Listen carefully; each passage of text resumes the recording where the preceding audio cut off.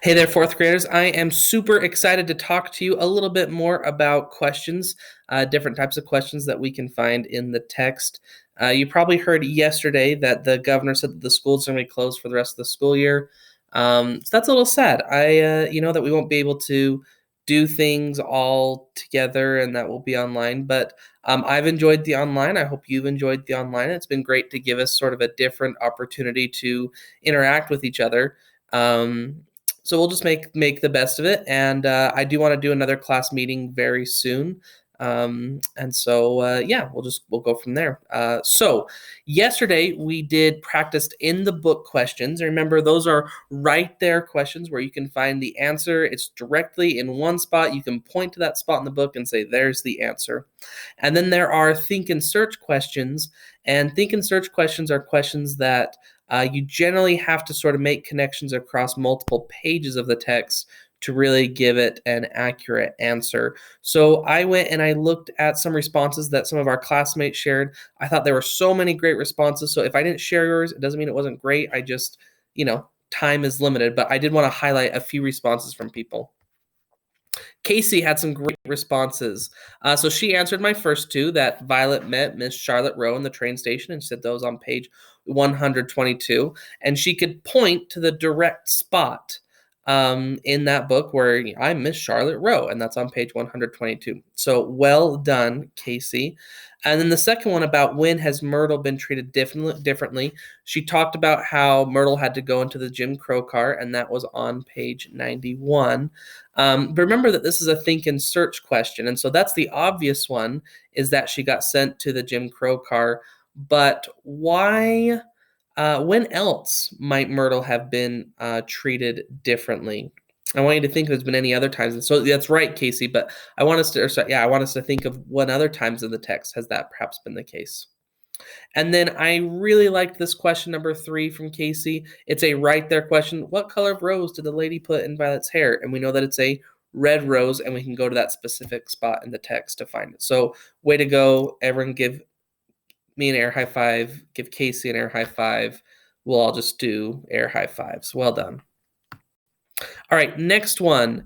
I like Jaden's answers. One thing I noticed about Jaden's answer with this number 2 is she provides another time that Myrtle was treated differently besides the Jim Crow car. She also talks about how when it wasn't the White House. They saw the White House, but then they went to a different house. I can't remember the name of it, but that would be a right there answer if we found out the name of the house they went to. But Miss Dexter was uncomfortable about Myrtle, and Miss Dexter kind of keeps just being a little rude to Myrtle, and so that's a time that Myrtle was treated much differently by Miss Dexter than how Miss Dexter treated Violet, and so that would be another time. And I want to think, were there other times in the text, even very small and subtle ways, that Myrtle has been treated differently? And then number 3, this is a great right there question of what did Hobie lie about on the train ride to Washington, D.C.? And if I'm remembering right, and I would have to go back and confirm this in the text, that when the brakeman comes and holds Myrtle out the side of the car and Violet pays up, so that he doesn't throw Myrtle out of the moving train, we later find out that Hobie had money. He just wasn't really willing to spend it on Myrtle. Or maybe he would have. He just was waiting to see if Violet would spend money first. So great questions. Next up is Kylie. I thought she had a great answer. This is a good think and search question of why did she go with a stranger? And that's a fantastic question, Kylie, because Violet meets Myrtle very soon after getting to New York, but Myrtle wasn't the only stranger she bumped into. And she wasn't really intending to go on this grand adventure with a stranger who becomes a friend. She was kind of going to go on her own. And so I think for us to find the answer to that, we'd have to use multiple pages. So for example, we know that Violet is very prim and proper. She doesn't know how to navigate cities well, but Myrtle does. That would be one reason why. We also know that Violet had this friend named Flossie who died from the flu pandemic, and Flossie liked grand adventures, and so maybe Myrtle reminds Violet a little bit of Flossie. We can sort of get excellent pieces of evidence across the text to support that there probably are multiple reasons why Violet went on a car was going on this adventure with a stranger. So Kylie, thanks for asking that fantastic question. Give Kylie an air high five. We forgot to give Jaden an air high five. Jaden, you get a air high five too. Not a hair high five. Hair high fives are different. Just an air high five. Last one, Tag asked a great question. This third one, what do the different color of roses mean? That's a great right there in the text question, and that could even be a think and search, because when we first get to the train station, the Miss Charlotte Rose says it's for the cause, but it's not actually until later that we find out, and I can't remember quite where you guys are in the text, but later we find out that the red color roses mean different than the yellow color roses. So Tag, that's a great think and search question. So I'm really proud at our progress within the book questions, both being able to answer them and being able to ask them. I think we can agree these think and search questions are a little bit trickier because we have to sort of gather evidence. But we're getting better at it. So thank you for your progress in that. Today we're going to be practicing in my head questions. And questions that you answer primarily in your head with support from the text are questions that can be either on my own, and these are ones where the answer is not in the text. So if the answer is about a character in the text, if the answer is about something that happened in the text, then it's not an on my own question. On my owns are about your own personal experience. And then the other types of questions that can be in my head questions are author and me questions. These author and me questions are probably the trickiest to ask. To really develop a good author and me question, they're tricky. Even I have to sort of kind of really think about what a good author and me question would be. They're not usually the hardest to answer. I think and search questions are probably the hardest to answer out of all of these four. These ones are probably second hardest to answer, but they're the hardest to ask. So let's talk about them. They each kind of have a key strategy. If you're doing an on my own strategy, your key strategy is to connect with what you already know. So when it's an on my own strategy, think, what do I already know, or what have I already experienced, or what have I already lived that's going to help me answer this question? And with the author and me questions, these ones are so tricky because you have to consider the author's perspective. You've got to put yourself in the shoes of the author and try and see the book the way they see it, and try to see sort of the larger purpose of the book and where it's heading in order to answer that question well. And it's hard. They are tricky, but let's sort of think through a little bit how we can answer those. So this was a previous on my own question. Remember, the key strategy when we do on my own is we connect to background. And this one's from Yuali. Yuali, I thought this one was a great question you asked. Number 3 there is her on my own question was, how would you feel if you got treated just like Myrtle? That's a fantastic question because the answer doesn't involve Myrtle. It doesn't involve us finding information from the text. We have to know what happened to Myrtle from the text, but we have to think, well, how would that make us feel if we couldn't sit with our friends, we had to go sit in an uncomfortable car, or if someone didn't want us to travel with them, because we look different, things like that. That's a great on my own question that you kind of have to reflect on and answer. So well done, you all. I really liked that.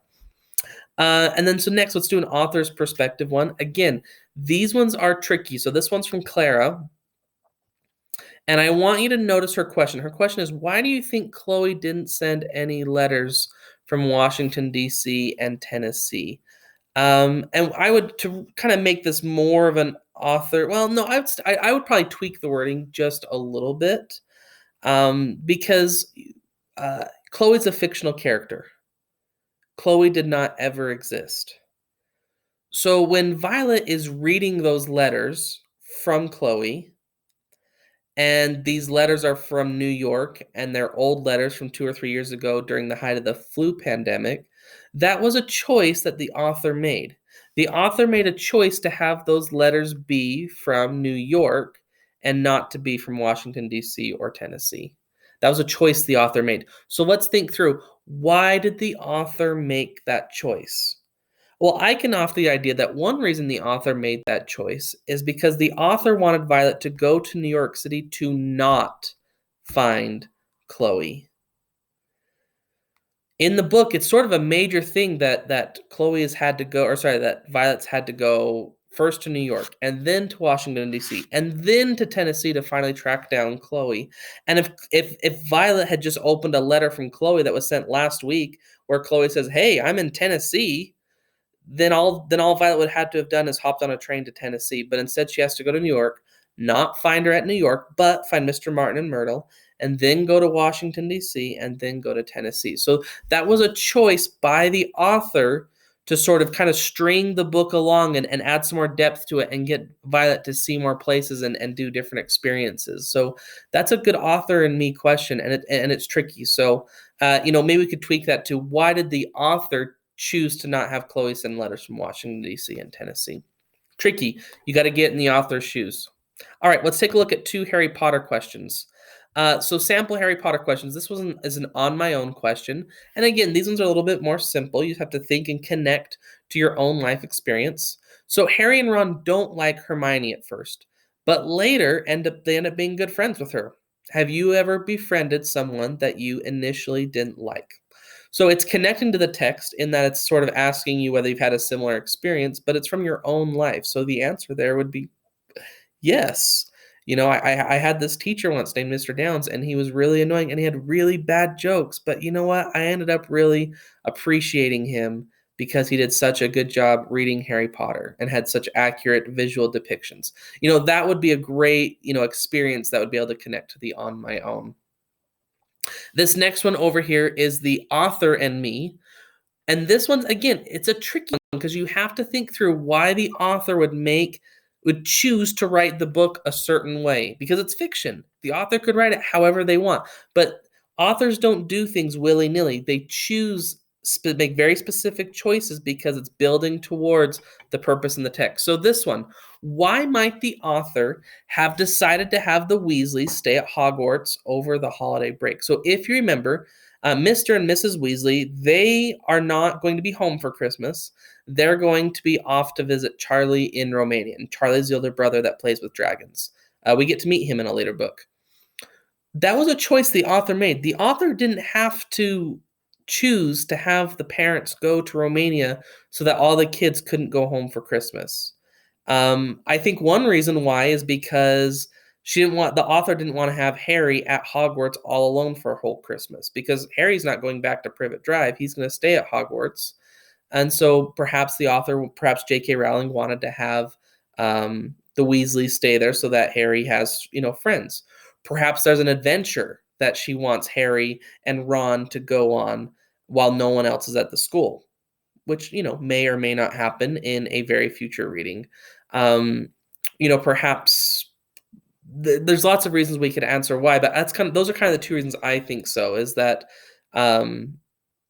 she wanted to have Ron be at the castle with Harry, but at a time when Hermione wasn't there so that him and Ron could have this experience with the mirror that you're going to read about that kind of shows what the mirror does and really how these 2 characters are different in what they want. So today's assignment is going to be very similar to what we've done with other assignments. You will answer my 2 questions, an on my own and an author and me. And then after that, you are going to provide your own question. And I would challenge you to do a quality author and me. I know the on my owns are a little bit easier, but I would challenge you to do an author and me. And then I am going to require, please respond to somebody else's answer or somebody else's question. If you're the first one to respond, you'll just have to get on later and respond. But thank you so much for watching and keep up the good work. Go Harry Potter.